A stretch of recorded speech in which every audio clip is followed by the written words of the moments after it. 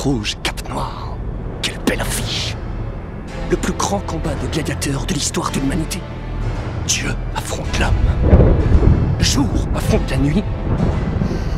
Le fils de Krypton affronte le Bat de Gotham. Batman vs Superman, c'est un affrontement qui a fait énormément parler de lui. Mais les discussions sont souvent restées en surface. On se demande souvent qui est le meilleur ou qui gagnerait dans un combat à mort. Mais ce que je vous propose aujourd'hui, c'est qu'on plonge au cœur du sujet. Et qu'on se demande quelle est la signification de ce duel, quels sont ses enjeux, et qu'est-ce que le moustachu le plus connu du 19e siècle a à voir là-dedans. Je suis le Notonnier, bienvenue à bord. Vous l'aurez compris, on va parler de ce qui se cache derrière le film de Zack Snyder. Et si ce film vous a marqué, c'est parce qu'il récupère de nombreux concepts de la philosophie de Nietzsche. C'est donc un très bon moyen de comprendre les idées du philosophe allemand. Dans les 5 premières minutes du film, on voit Bruce Wayne qui assiste à la destruction d'un des gratte-ciels de sa société par un vaisseau kryptonien. Bien qu'il soit un héros expérimenté, il se retrouve dans l'incapacité de sauver ses employés et assiste à la mort d'un de ses directeurs en étant impuissant. Cette scène est là pour nous rappeler quelque chose. Peu importe les exploits de Batman, Bruce Wayne reste un homme. Mais qu'est-ce qu'un homme selon Nietzsche ? L'homme est un pont, une corde tendue entre la bête et le surhomme, une corde au-dessus d'un abîme. Pour la faire courte, l'homme n'est pas une fin en soi, il est l'intermédiaire entre la bête dont il descend et le surhomme auquel il aspire. Et ce qui est intéressant, c'est que la scène de l'arrivée du vaisseau kryptonien est précédée par une scène où l'on voit l'enfance de Bruce Wayne. On suit donc son parcours vers le chemin du surhomme, en partant de son enfance et en passant par le statut d'homme impuissant. Puis, c'est au tour du deuxième personnage principal du film d'être présenté, Superman. Les premières images de lui sont à l'opposé complet de Batman. On y voit un être surpuissant qui détruit un missile et sauve sa bien-aimée des griffes des terroristes. Le Kryptonien est un être divin. Bien au-dessus des hommes, il apparaît comme un dieu. Le dieu du Nouveau Testament, celui qui incarne l'amour, la compassion et le sacrifice. Même si c'est à sa portée, Superman ne blesse pas les terroristes. Il s'occupe simplement de récupérer Lois Lane. 2 ans ont passé depuis les événements du vaisseau kryptonien et on retrouve un Batman changé, plus violent, plus effrayant. Il n'hésite pas à marquer au fer rouge les criminels. La volonté de puissance qu'il a éprouvée en se sentant impuissant l'a poussé à abandonner certaines valeurs morales. Les règles ont changé. Nous sommes des hors-la-loi, Alfred. Nous avons toujours été des hors-la-loi, rien n'a changé. Oh que si, monsieur. Absolument tout a changé. Aussi étonnant que ce soit, l'abandon de certaines règles morales fait partie du processus de mutation vers le surhomme. Nietzsche écrit « La morale de l'homme vulgaire a triomphé. On peut considérer cette victoire en même temps comme un empoisonnement du sang, je n'y contredis point, mais indéniablement, cette intoxication a réussi. » Pour illustrer la victoire de l'homme vulgaire, je vais vous prendre un exemple qui nous est tous déjà arrivé dans la rue, traverser un passage piéton. Quand tu arrives à un passage piéton, il y a 3 situations possibles. Soit le feu est vert et tu peux traverser tranquillement. Soit le feu est rouge et il y a des voitures, donc si tu traverses, tu vas finir ta vie en fauteuil. Soit le feu est rouge, mais la route est déserte. Ok, merci, t'as eu ton code de la route, mais où est-ce que tu veux arriver avec ta métaphore ? C'est simple, si le feu est rouge mais que la route est déserte, 2 choix s'offrent à toi. Soit tu écoutes la logique et tu décides de traverser et de continuer ton chemin, soit tu écoutes la morale et tu décides d'avoir l'autorisation pour traverser. Cette morale que Nietzsche décrit, c'est celle qui a entravé Batman. Elle lui a fait perdre du temps avec les criminels et l'a mené directement à la scène du vaisseau kryptonien. C'est une morale qui brille le plus fort et conserve le plus faible en vie. Mais alors, qu'est-ce qu'on est censé faire ? Nous devons aussi nous placer au-dessus de la morale. Et non seulement nous y placer avec la raideur inquiète de quelqu'un qui craint à chaque moment de glisser et de tomber, mais aussi pouvoir planer et jouer au-dessus d'elle. Comment pourrions-nous pour cela nous passer de l'art, nous passer des fous ? Et tant que vous aurez encore honte de vous-même, en quoi que ce soit, vous ne pourrez pas être des nôtres. Nietzsche explique qu'on doit agir sans la honte qu'implique la morale. Et cette perte de morale s'illustre par les méthodes de plus en plus discutables que va utiliser le Batman. Il va marquer au fer rouge les criminels et voler des transporteurs d'armes. On n'est pas au top de l'éthique, quoi. Il se place au-dessus de la morale, décidant de faire ce qui est le plus efficace sans se soucier de futures répercussions. Mais ce manque de morale irritera son représentant, Dieu. Superman représente la morale chrétienne. Il aide son prochain, vient en aide aux gens et ne cherche qu'à faire le plus grand bien. C'est un modèle d'abnégation. Il est même pris pour le sauveur de l'humanité dans des scènes rappelant le Christ. Mais la morale chrétienne et le rejet de la morale, ça fait pas bon ménage. Quand Batman et Superman vont se rencontrer pour la première fois sous leur masque social respectif, il va y avoir des étincelles. Et ça va péter! Péter! Après un échange haut en couleur, ils vont de nouveau se croiser, mais cette fois-ci sous leurs costumes respectifs. Bien qu'au vu de la situation, Batman soit de nouveau ramené à son état d'impuissance, et que sa voiture blindée toute option se soit fait envoyer dans le décor par Superman, il apparaît très confiant, sûr de lui. Et l'échange qui va suivre est très intéressant. Maintenant qu'on tombera ton projecteur dans la nuit, tu restes chez toi. Batman est mort. Tu vas l'enterrer. Dis-moi,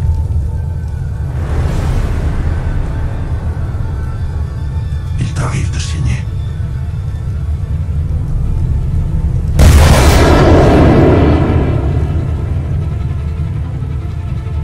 Ça viendra. Dieu demande à celui qui va vers le surhomme d'arrêter son chemin. Et la réponse de l'intéressé, c'est de lui dire « il t'arrive de saigner ». Autrement dit, est-ce qu'il t'est déjà arrivé de rencontrer quelqu'un du même niveau que toi, de la même taille que toi? Ça va venir.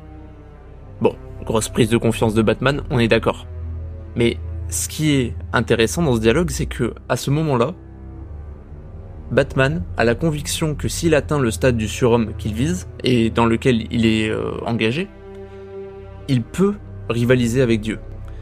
À partir de là, Batman va achever son ascension vers le surhomme, à travers une phase où il s'entraîne, grandit et réalise l'absurdité de la vie.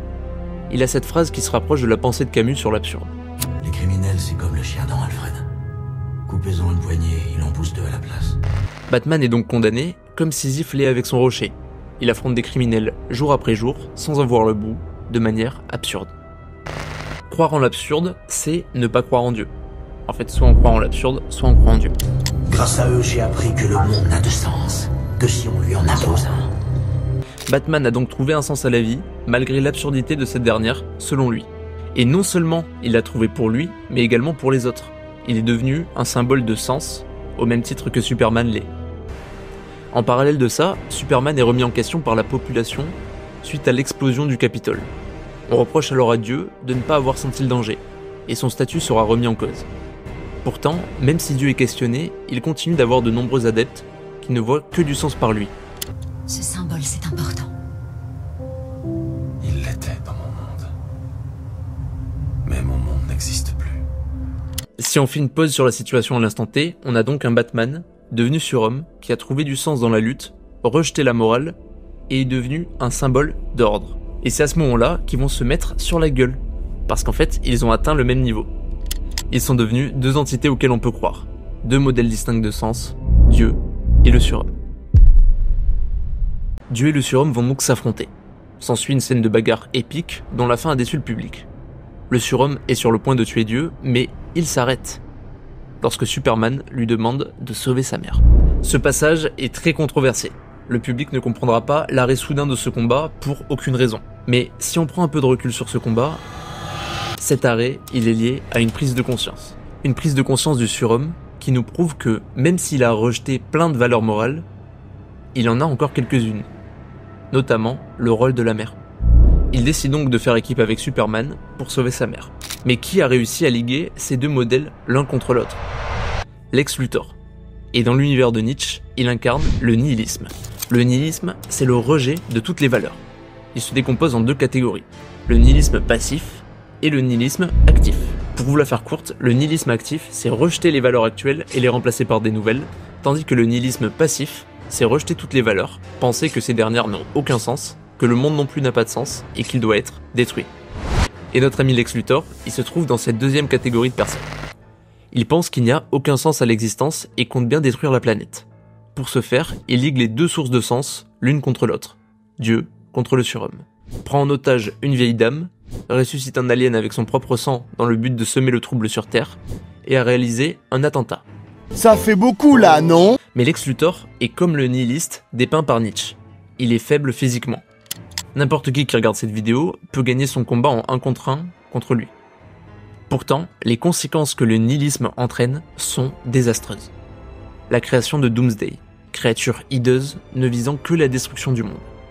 Le surhomme et Dieu s'unissent dans ce combat contre le nihilisme. C'est un combat serré, dont la conclusion sera la même que celle de Nietzsche. Dieu est mort.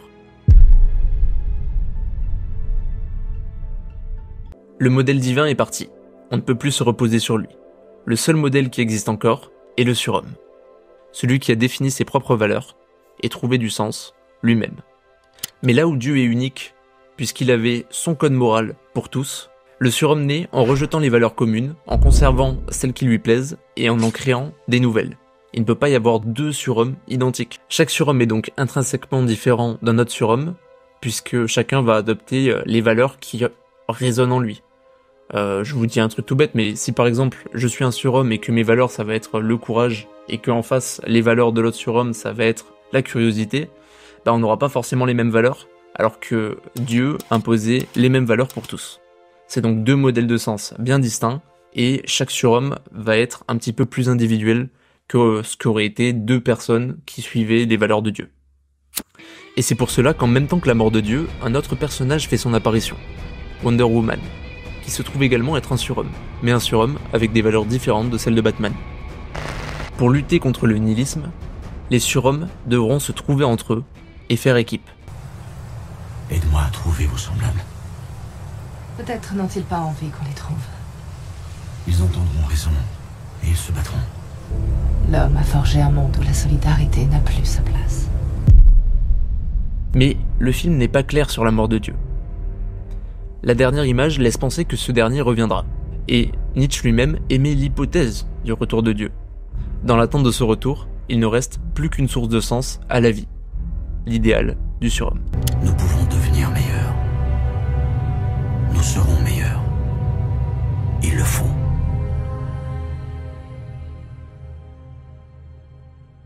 Bon, j'ai essayé d'être le plus concis possible dans cette vidéo et de pas partir dans tous les sens. On aurait pu évoquer aussi la thèse de l'éternel retour de Nietzsche, lorsque on voit Flash qui revient dans le passé pour expliquer à Bruce qu'il va se passer quelque chose dans le futur. Cette thèse de l'éternel retour, elle veut qu'en gros, on soit condamné à vivre infiniment la même vie. C'est une thèse qui plaît beaucoup à Nietzsche parce que elle donne du sens. L'objectif, ça va être de vivre la meilleure vie possible dans le but de la revivre indéfiniment. Et du coup, de devenir un surhomme, en tout cas de tendre vers le surhomme dans cette vie, pour pouvoir recommencer à l'infini et trouver du sens. C'est une manière comme une autre de trouver du sens sans Dieu. Les notions de bien et de mal sont aussi très présentes dans la pensée nietzschéenne. Et là, on aurait pu aussi évoquer le fait que Batman veuille faire du bien en utilisant des méthodes qui pourraient être considérées comme mauvaises. Donc faire du bien avec des mauvaises méthodes, est-ce que c'est du bien? Est-ce que c'est du mal? C'est aussi des thèmes qui ont impacté le film de Snyder, mais pour des soucis de compréhension de vidéo, je suis pas revenu dessus. Je vous invite à me donner d'autres idées de films que vous voulez voir analysées dans les commentaires. C'était le Notonnier, vous êtes arrivé à Quai.